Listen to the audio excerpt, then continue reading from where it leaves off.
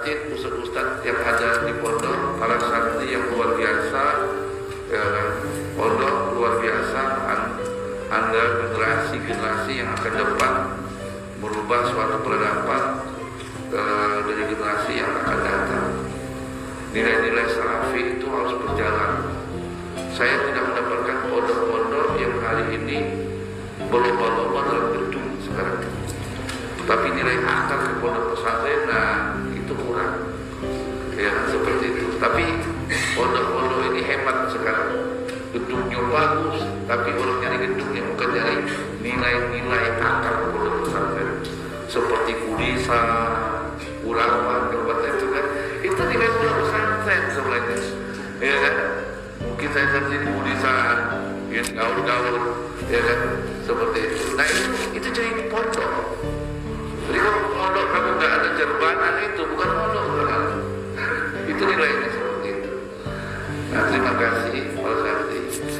Malam hari ini berbicara tadabbur alam. Ada tadabbur Quran, ada tadabbur alam. Ya. Sebenarnya Rasulullah itu mensiarkan sebagaimana Allah jelaskan di surat 21 Al-Anbiya 107, wa ma arsalnaka rahmatan lil alamin. Sesungguhnya Rasulullah diutus merahmati alam semesta. Alam perhubungan antara manusia, harun dan nas. Alam hubungan dengan flora dan fauna, dan alam hubungan dunia jin.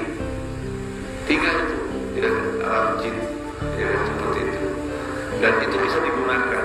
Ini Rasulullah kuasai itu semua. Nah, ayat ini mengajarkan kita untuk luar biasa. Siapa sih sebenarnya kita ini? Kita ini siapa dulunya? Kita tidak ada dulunya. Coba buka surat Al-76 ayat 1. Siapa diri kita? Kalau bahasanya mana anak?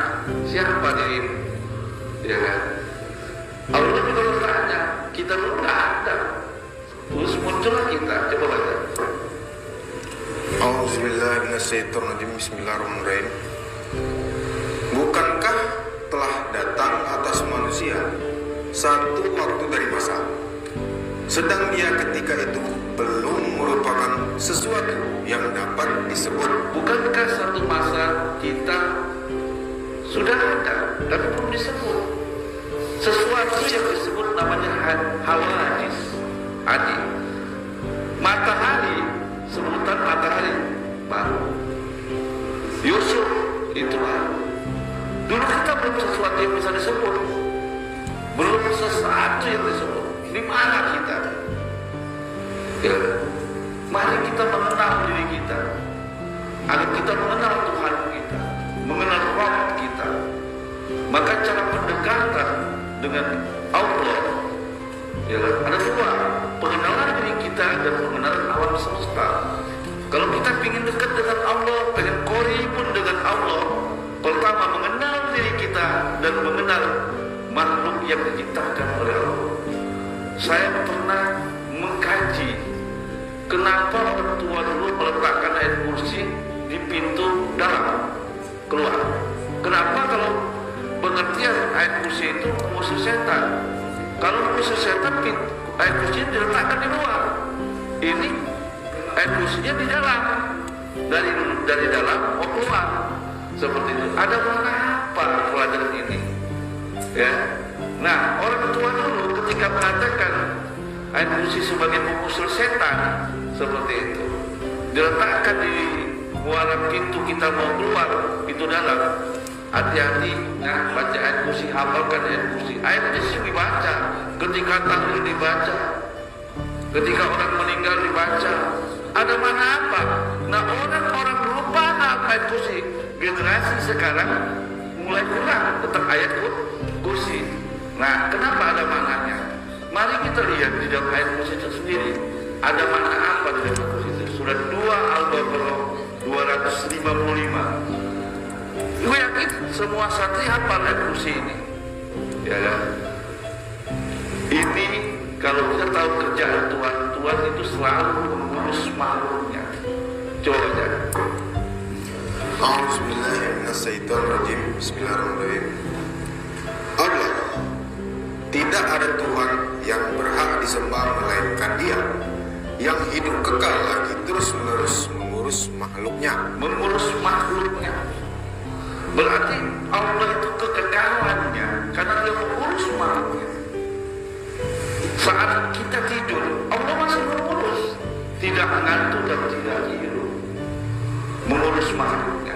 Kenapa orang tua dulu ketika meletakkan emosi di depan pintu, satu, jangan kelakuan seperti setan, karena setan pada diri kita. Yang kedua, ketika keluar, ingat ya, urus makhluk Allah, artinya jangan merusak.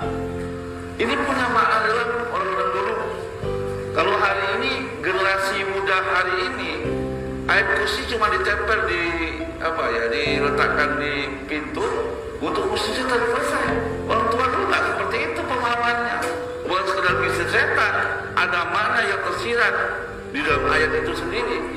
Yaitu ketika kita keluar dari rumah, jangan merusak, jangan terlalu merusak. Nah, kenapa Allah mengurus makhluknya? Siapa diri kita sebenarnya? Kita sebenarnya pada dasarnya diciptakan oleh Allah itu mengabdi kepadanya, pengabdian kepadanya. Nah, untuk mengenal Allah sendiri, Tuhan itu sendiri, dalam orang mengatakan mengenal dirimu dan juga lebih dekat mengenal Sang Khalik melalui ciptaan alam semesta. Mari kita lihat siapa diri kita yang belum bisa disebut itu. Siapa diri kita yang belum bisa disebut? Dulu kita siapa? Nanti kita siapa? Kalau ada sebutan hari ini sudah bentuk makhluk, belum disebut. Di mana kita? Di sini kita. Artinya Allah punya maksud bahwa kita diciptakan dari sesuatu yang luar biasa.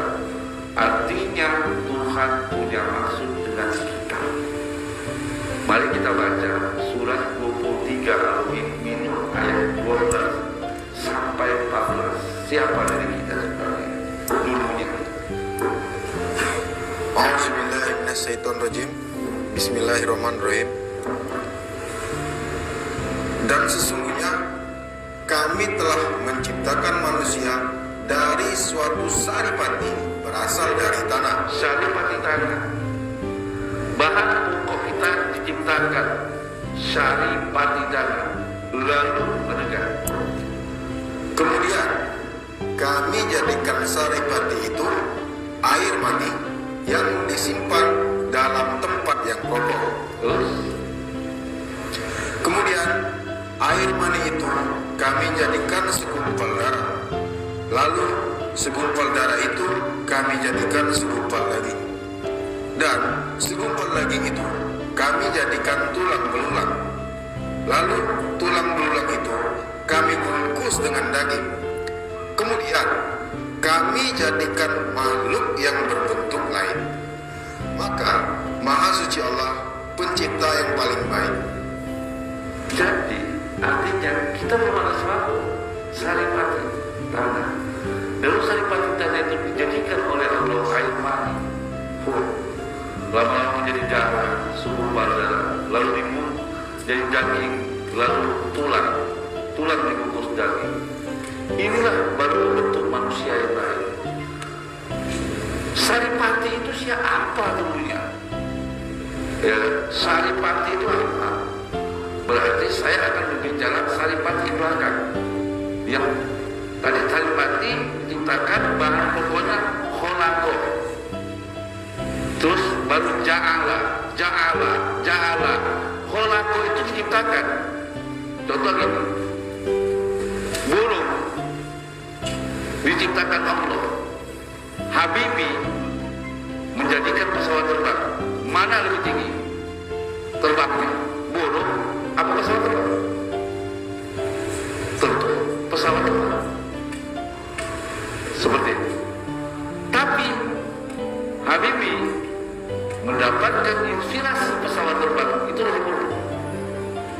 Dan yang membisikkan Habibie tentang pesawat terbang itu apa? Inspirasinya. Karena dia mengetahui makna burung. Kenapa generasi hari ini tidak melahirkan sebuah karya-karya besar seperti di abad 1800, bagaimana orang menemukan fisika, ilmu kedokteran seperti evolusinya. Generasi sekarang kurang terdapat karena kita yang dikatakan Kiai tadi kurang memperhatikan alam dan respon alam.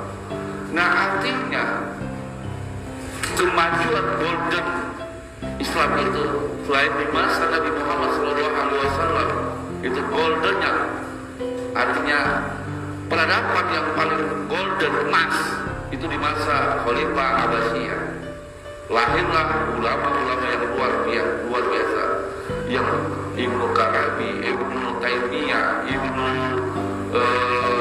Al-Ghazali. Seorang ulama ini selalu bertentangan, tapi hakikatnya sama.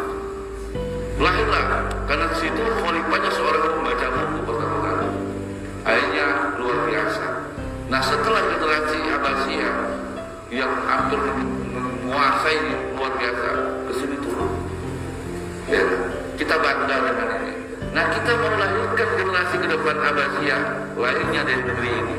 Usulnya dimulai dari pondok pesantren ini, yaitu generasi yang bukan sekedar menguasai kalimat-kalimat sholawat dan tahlil, tapi menghasilkan sebuah karya nyata, ilmu kedokteran, fisika.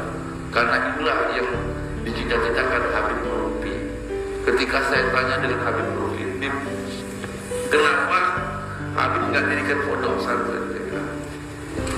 Saya itu punya tanah 25 hektar, masih tanggung, 25 hektar besar.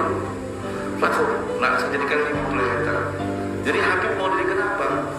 Saya berdiri pondok pesantren. Saya ingin menciptakan sekolah yang di situ pesantrennya, generasinya yang menguasai peradaban dunia.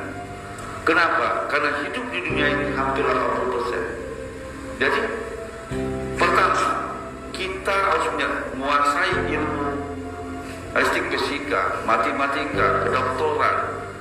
Nilai-nilai itu yang diangkat. Jadi ya agamanya 20% aja. Dia bilang seperti itu. Artinya ada nilai-nilai besar yang dilakukan oleh Habib. Karena kenapa? Salah satunya umat Islam jauh kekurangan dalam bentuk ekonomi ketika ada orang menemukan. Tapi kita harus melahirkan seperti ini. Generasi-generasi yang depan yang luar biasa tentang alam semesta. Kembali lagi, artinya manusia diciptakan kholaqos sarifati. Sarifati itu terbuat dari apa? Asal muasalnya dari mana? Kok kudu-kudu diciptakan sarifati lalu dijadikan air mani, lalu dijadikan segumpal darah, lalu dijadikan daging, lalu dijadikan tulang dibungkus daging, jadilah makhluk lain. Saya tidak bertanya di dunia kedokteran ini.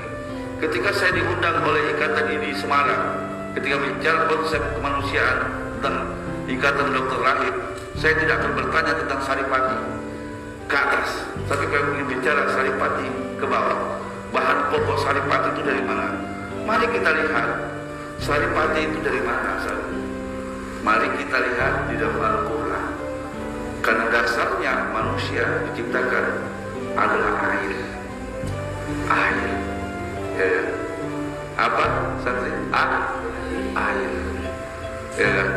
Maka di dalam Al-Quran bahasa tanah itu banyak sekali. Ya. Ada sol, ada tin. Nanti kalau belajar ilmu tafsir, akidah dalam bahasa kayak akidah bahasa. Ada bahasa Al-Quran, ada bahasa akidah bahasa Arab. Ini berbeda, ya, berbeda. Akidah bahasa Arab itu cuma dua, bahasa Am dengan bahasa Madrasah. Ya. Tapi bahasa Quran berbeda dengan bahasa Arab. Contoh, Thayyib itu baik, khair itu baik, ihsan itu baik, ma'ruf itu baik, bir itu baik, soleh. Yang dimana soleh? Di Quran semua ada. Ketika saya bertemu dengan Profesor Din Samsudin, Apa itu? Di dalam Al-Quran, halal dan thayyib. Thayyib itu baik, khair itu baik, ma'ruf itu baik, ihsan itu baik, bir itu baik. Diartikan dalam bentuk terjemahan baik. Tentu bahasa Arabnya baik, Arabnya, tapi maknanya berbeda di dalam Al-Quran. Peletakan kalimat berbeda. Ketika kata-kata ud'u bil khair, ketika kata ma'ruf wa'mur bil ma'ruf, amaro dengan ud'u itu beda. Maka hari ini ketika ada mengatakan bahwa Yasin bid'ah, tahlil bid'ah, ini nggak paham dalam dakwahnya. Dia na'u khair atau ma'ruf yang dilanggar. Nah ini sahabat-sahabat NU, ulama harus paham ini. Inilah saya memahami Said Agil Sirot, Gus Dur, itu luar biasa mantik ilmunya. Saya banyak belajar biodata mereka, ya kan, seperti itu. Jadi Gus Musmira, kalau baca Quran cuma tematik terjemahan itu berbeda. Saya mendapatkan 3.005 kata bahasa dalam terjemahan yang salah dalam makna. Karena Quran beda. Itu kalau kita belajar ilmu tafsir seperti itu. Nah, ada akidah bahasa, ada akidah Al-Quran bahasa, ada bahasa tafsir. Itu yang penting bahasa tafsir. Aku punya hati, maka berikan kepahaman yang nafi'ah. Nah, Allah memberikan kepahaman kepada siapa yang dikehendakinya. Artinya kepahaman dengan paham dengan keilmiaan, paham dengan bahasa itu beda. Ketika Allah memberikan kepahaman beda, maka ada bahasa lugha dalam bentuk bahasa Arab, ada lugha bahasa dalam bentuk Al-Quran, ada bahasa paham. Nah, bahasa paham inilah hanya orang-orang irsyil ilmi, orang-orang yang mendapatkan kebersihan hati, kesucian hati, mereka akan melahirkan sebuah ilmu. Dan itu dicontohkan abad 800 bagaimana Al-Ghazali melahirkan kitab Ihya Ulumuddin dan kitab filsafatnya yang akhir bukunya dibedah di semua keilmuan Eropa. Bagaimana kita lihat buku Alkitab Afrika Ibnu Athaillah, luar biasa isinya. Walaupun tapak dalil saya memahami satu persatu dalam bab itu Al-Quran, ternyata isinya Quran semua. Maka mungkin selesai dari situ saya akan mencoba alihkan dalam kajian Quran tematik karena agar luar biasa seperti itu. Nah, kita kembali, manusia itu diciptakan dari saripati. Saripati Quran, saripati itu apa dalam Al-Quran? Ini tambahan ilmu, ya kan? Saripati itu apa bahan pokoknya? Terjadilah saripati. Manusia itu pada dasarnya diciptakan oleh Allah itu dari air. Mari kita buka ayat Al-Quran surat 25 ayat 54. A'udzubillahiminasyaitonirrajim. Bismillahirrahmanirrahim. Dan Dia pula yang menciptakan manusia dari air. Diciptakan min ma'in. Ya, kalau kita dengar ceramah, manusia diciptakan tin. Tapi di ayat ini Allah ciptakan manusia dari air. Tahu kelapa? Kelapa itu kalau diparut itu jadi saripati. Namanya saripati kelapa. Saripati kelapa kalau diparut jadi apa? Santan bahasanya apa? Air. Tanah, saripati tanah kalau diperas itu jadi air. Maka dasar manusia diciptakan saripati tanah. Saripati tanah itu jadi air. Karena kehidupan pada dasarnya adalah yang hidup adalah air. 30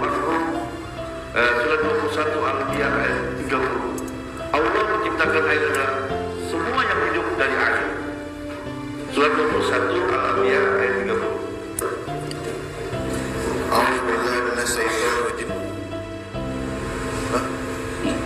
Bismillahirrahmanirrahim. Dan apakah orang-orang kafir tidak mengetahui bahwasanya langit dan bumi itu keduanya dahulu adalah kita lihat dengan bumi dulu padu, Big Bang. Ya, sebenarnya anak santri pengetahuan dulu langit dan bumi itu padu, maka Allah letakkan seperti bunga mawar, Big Bang meledak, maka ada gompalan. Ya, tim belajar fisika. Ya, ternyata Al-Quran sudah berbicara tentang Big Bang. Al-Quran berbicara tentang Galileo, ya kan? Jadi ketika bumi dan langit itu dulu padu, orang kafir tidak percaya bahwa bumi dan langit itu padu, maka Allah letakkan Big Bang meledak seperti bunga mawar merah-merah di ayat yang lain. Terus kan? Kemudian kami pisahkan antara keduanya. Kalau pisahkan keduanya, jadi hari ini terpisah langit dan bumi. Dulunya satu, Allah ngerti ini. Ini cari, terus. Dan dari air kami jadikan segala sesuatu yang hidup. Segala sesuatu yang hidup dari air. Berarti pada dasarnya semua yang hidup dimulai dari air. Air. Kita dari apa ciptakan? Dari air. Nah, kenapa saya katakan manusia diciptakan dari air? Karena yang hidup itu dari air. Bahkan wahyu pun disebut air. Dan ini digunakan oleh orang-orang yang mengambil air hujan langsung. Itu energi 8:11 Al-Anfal. Di dunia perdukunan itu juga pakai air.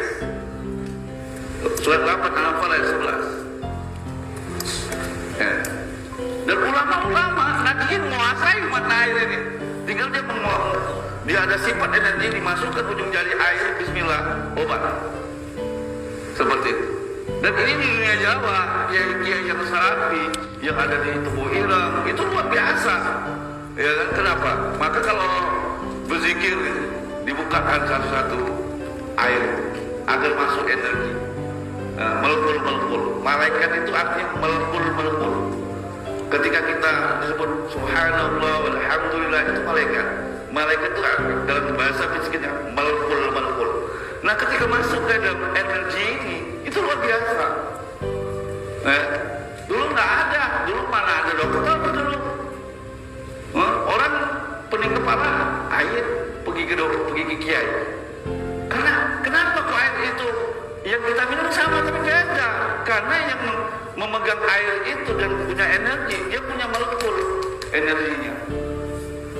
Saya bilang Hablubi, ya itu air yang dipinta itu luar biasa, banyak sekali yang dapat. Ya. Nah, di dunia pesantren luar biasa. Nah, salah satunya air adalah musuh setan. Itu salah satu air hujan. Baca 8 ayat 11. Ingatlah ketika Allah menjadikan kamu mengantuk sebagai suatu penentraman daripadanya. Dan Allah menurunkan kepadamu hujan dari langit untuk menyucikan kamu dengan hujan itu dan menghilangkan dari kamu gangguan-gangguan setan dan untuk menguatkan hatimu dan memperteguh dengannya telapak kakimu. Maka ada orang kalau dulu aku dunia pondok itu kita ada air cangkir, air minum kita ada dengan cangkir kita letakkan jauh dari seng ya untuk latihan suara kori. Ya, kalau di dunia kori air itu dia diembunkan dari malam sampai ke pagi. Air itu saat itu boleh pakai itu. Jadi air yang resapan dari alam semesta itu menghasilkan sebuah energi yang luar biasa, bahkan mengusirkan setan. Ya kan? Air hujan yang tak tertentu dengan genteng atau dengan seng ya dibuka, itu menghasilkan sebuah energi dan itu diolah, bahkan bisa menjadi baterai. Air hujan, kalau kita mau hidupin baterai pakai air hujan, berarti ada energi air itu. Ini luar biasanya. Nah, bagaimana air hujan yang kita minum?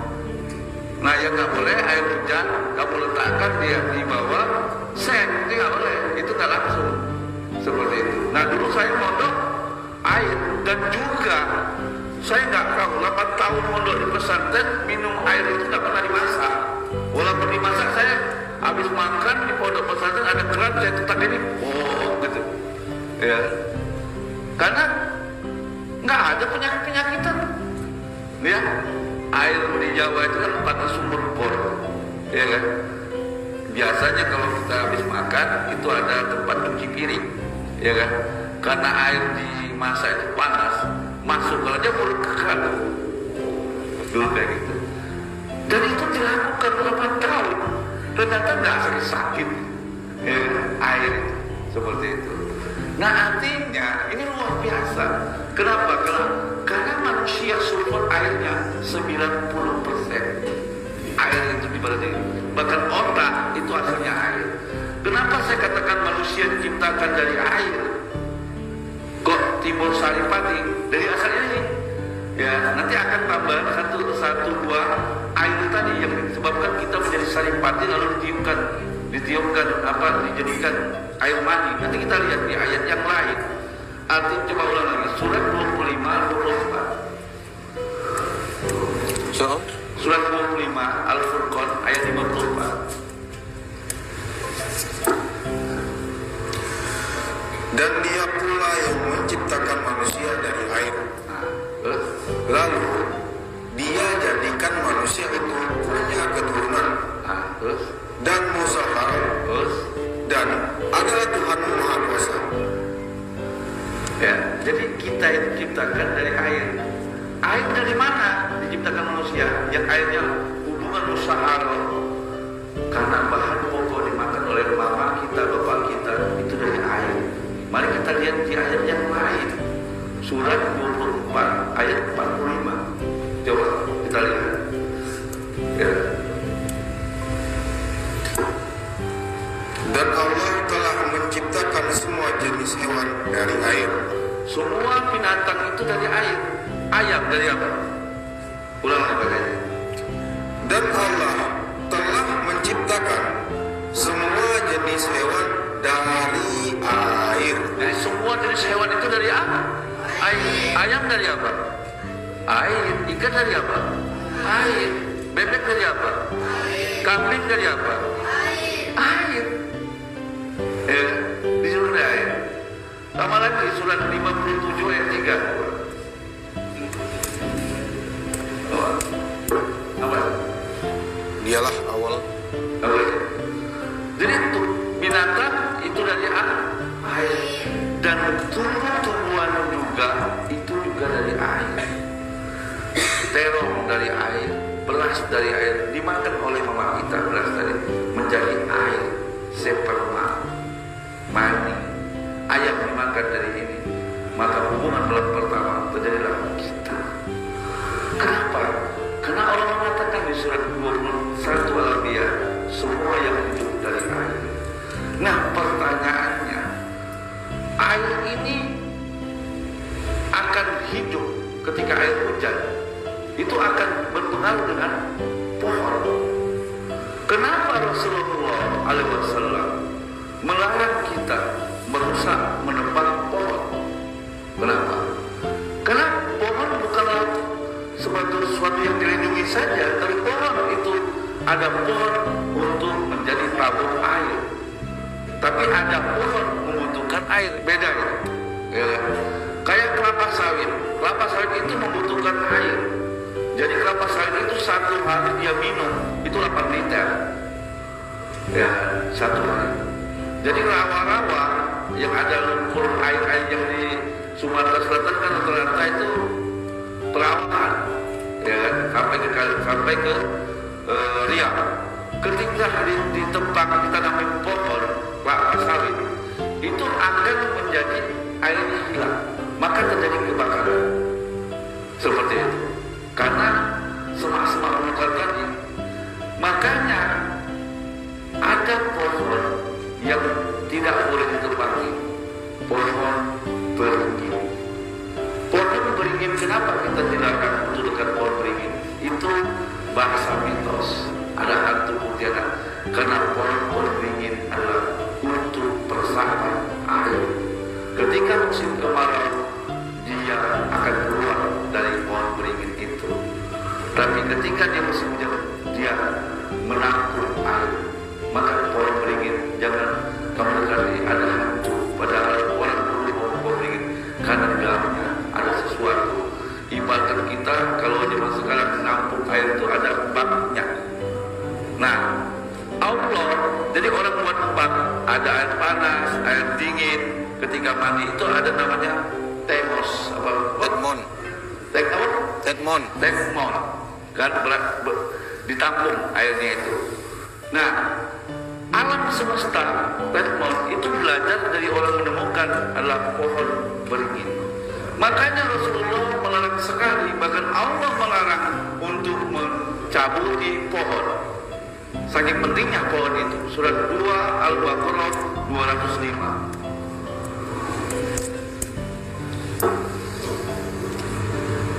Dan apabila ia berpaling dari kamu, ia berjalan di bumi untuk mengadakan kerusakan padanya dan merusak tanaman dan binatang ternak, dan Allah tidak menyukai kebinasaan. Jadi Allah melarang benar penebangan pohon tanpa menanamnya atau pembunuhan binatang ternak. Apa binatang ternak? Ikan-ikan diputas, ya kan? Dibunuh secara seragam. Karena hakikatnya manusia itu perusak. Kehancuran daratan laut karena manusia, karena kesalahan manusia mengakibatkan akhirnya alam semesta ini menjadi sesuatu yang tidak hidup. Surat 30 ayat 41. Jadi kerusakan di laut dan di darat karena ulah manusia. Maka Pak Yai, penting sekali santri pesantren ini mengenal tentang alam semesta, kedaulatan alam. Kenapa?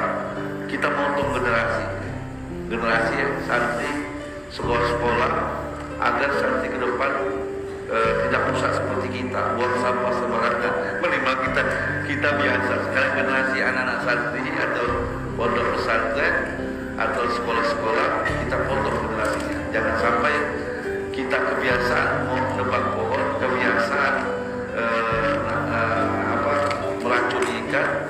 Generasi yang akan datang kita kunci agar generasi yang akan datang ada persediaan. Coba ya.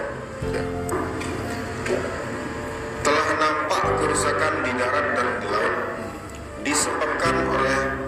disebabkan karena perbuatan tangan manusia, supaya Allah merasakan kepada mereka sebagian dari akibat dari perbuatan mereka. Jadi kerusakan laut dan darat itu oleh manusia, dan Allah tidak menyukai kerusakan itu. Dan soal Allah sangat benci dengan kerusakan itu. Di dalam hadis Bukhari Muslim tentang penanaman pohon sangat diperhatikan. Di dalam hadis saya ambil catat dari Bukhari, Imam Bukhari dan Sahih Bukhari dan Sahih Muslim. Saya ambil satu. Barang siapa yang menanam pohon maka menghasilkan buah bijinya, bijinya dimakan burung, itu sedekah. Ketika buahnya berbuah maka dia akan menjadi sedekah. Ketika dicuri pun buah itu menjadi sedekah. Hebat hadis ini. Saya ketika baca hadis Sahih Bukhari dengan Muslim ini terkejut saya. Ada sedekah, dicuri pun sedekah. Ternyata ketika ada orang menanam pohon menghasilkan biji-bijinya itu menghasilkan dimakan oleh burung, maka sedekah. Ketika menghasilkan buah dimakan itu menjadi sedekah. Ketika dicuri pun buahnya menjadi sedekah. Ini luar biasa. Wajar kalau di pondok dulu maling manggang di pondok, payah nyumbai. Ternyata baru tahu lagu 46 ini dulu kan paling tumbuh di pondok. Ini yang baik, tidak malah payah. Ternyata hadisnya ada. Ya, bahkan kata payah jangan lagi DP. Kalau pacar dibagikan, maka setiap musim mangga di Jawa Timur itu para santri dibagi mangga satu-satu setiap makan itu. Ya, jangan sampai dia kebiasaan mencuri seperti itu. Nah, artinya luar biasa perhatian hadis ini tentang bagaimana perhatian Rasulullah SAW. Bahkan Rasulullah pernah mengatakan ada seorang wanita ahli neraka. Apa ya Rasulullah? Ada seorang wanita memulung kucing. Kucing itu tidak diberi makan dan tidak diberi pasangan. Inilah wanita yang masuk neraka. Jadi hati-hati nanti kalau ada kucing. Ya, kalau sembunyi dengan kucing, ya, kucingnya ketika ketika dimasukkan garu, dimasukkan dalam santan, dimakan. Bila perlu diberi pasangan, ya kan, seperti itu istilahnya. Makanya kalau punya burung sepasang, kasihan. Coba kalau kita sendirian. Makanya hari ini para teknik burung itu satu-satu gitu, seperti itu. Ya coba kita saja di burung itu. Makanya kita nggak ngikutin sunnah Nabi. Ya kan, nah ini harus diajarkan, bukan melarang melihara burung, tapi diberi pasangan burung itu. Seperti itu. Juga begitu ayat dan enak. Artinya perhatian Rasulullah tentang alam semesta luar biasa. Kenapa alam semesta ini tumbuh-tumbuhan kita di air semua? Surat 2 Al-Baqarah ayat 22. Jadi kita hidup itu karena air. Penting sekali bicara air. Air dikumpulkan dalam alam semesta. Dialah yang menjadikan bumi sebagai hamparan bagimu dan langit sebagai atap. Dan dia menurunkan air hujan dari langit. Lalu dia menghasilkan dengan hujan itu segala buah-buahan sebagai rezeki untukmu.